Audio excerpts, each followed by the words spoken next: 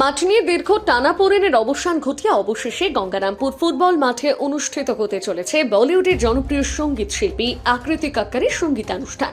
এই সাংস্কৃতিক অনুষ্ঠানকে ঘিরে ইতিমধ্যে সাজতে শুরু করেছে গঙ্গারামপুর ফুটবল মাঠের মঞ্চ এবং সমগ্র পরিকাঠামো।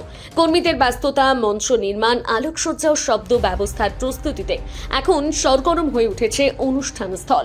সম্প্রতি কেন্দ্রীয় শিক্ষামন্ত্রী সুকান্ত মজুমদারের উদ্যোগে গঙ্গারামপুর ফুটবল মাঠে এই বিশেষ সাংস্কৃতিক অনুষ্ঠানের আয়োজন করা হয়।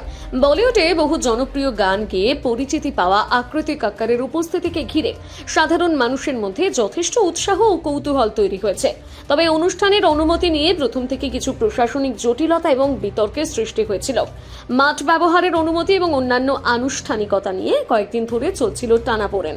অবশেষে সমস্ত জটিলতার অবসান ঘটিয়ে বৃহস্পতিবার গঙ্গারামপুর ফুটবল মাঠে সাংস্কৃতিক অনুষ্ঠান আয়োজনের অনুমতি মেলে প্রশাসনিক ছাড়পত্র মিলতে আয়োজকরা দ্রুত গতিতে প্রস্তুতির কাজ শুরু করে দিয়েছেন।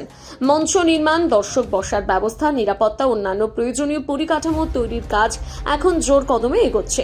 অন্যদিকে রাজনৈতিক মহলের একাংশের মতে কেন্দ্রীয় প্রতিমন্ত্রী সুকান্ত মজুমদারের এই উদ্যোগ মূলত জনসংযোগ কর্মসূচির অংশ হিসেবে দেখা হচ্ছে। সাংস্কৃতিক অনুষ্ঠানের মাধ্যমে সাধারণ মানুষের সঙ্গে আরো ঘনিষ্ঠ যোগাযোগ তৈরি করাই এই উদ্যোগের অন্যতম উদ্দেশ্য বলে মনে করছে বিশিষ্ট মহলের অনেকেই। গঙ্গারামপুর থেকে বিশেষ প্রতিবেদন, নিউজ টুডে।